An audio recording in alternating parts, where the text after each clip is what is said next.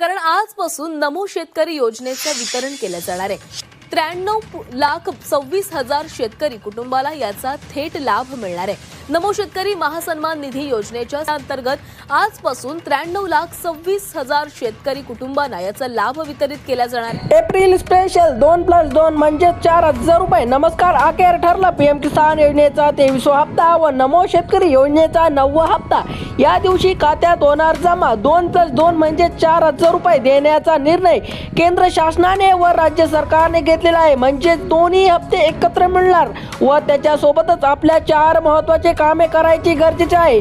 PM किसान योजनेचे व नमो शेतकरी योजनेचे 4ही काम एकच असणार आहे। ते आपण थोड्याच वेळात जाणून घेणार आहोत। त्याकरिता आपला व्हिडिओ शेवटपर्यंत पाहायचा आहे आणि जर तुम्ही माझ्या चॅनलवरती नवीन आले असाल तर सबस्क्राइब करायला विसरू नका। व तसेच आपण जाणून घेणार आहोत की एप्रिलच्या कोणत्या तारखेला व कोणत्या दिवशी पैसे खात्यावरती येणार आहेत।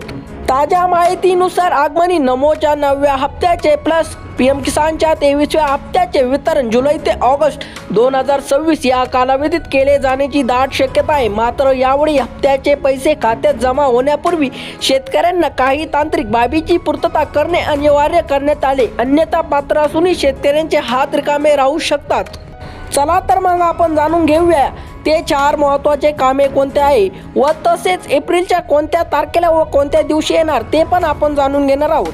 2026 पासून सरकारने या योजनेच्या नियमामध्ये एक मोठा आणि महत्त्वपूर्ण बदल केला। आता केवळ ई-केवायसी पूर्ण असणे पुरेसे नाही, तर प्रत्येक लाभार्थी शेतकऱ्याकडे फार्मर ID असणे बंधनकारक करण्यात आले।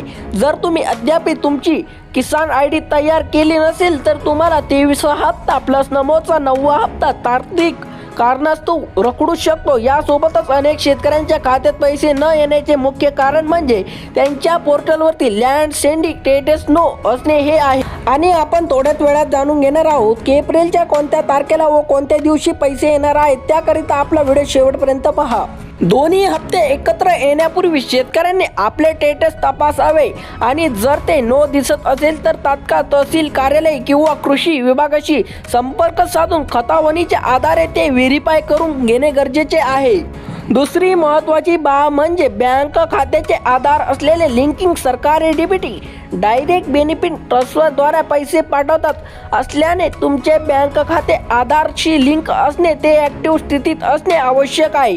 विशेष म्हणजे तुमचा आधार कार्डवरील नावाचे स्पेलिंग आणि बँकेचे पासबुकवरील नाव यात तफा असल्यास FTO found transfer order generate होणार नाही आणि हप्ता मिळणार नाहीत। हप्ता जमा होण्यापूर्वी शेतकऱ्यांनी अधिकृत पोर्टलवरती पीएम किसान गोविन प्लस नमो शेतकरी गोविन वेबसाईटवर जाऊन कोण युअर स्टेटस या पर्यायावर आपले ई-केवायसी, लँड सेंडिंग आणि आधार बँक खाते सेंडिंग या तिन्ही गोष्टी समोर येत असल्याची खात्री करून घ्यावी।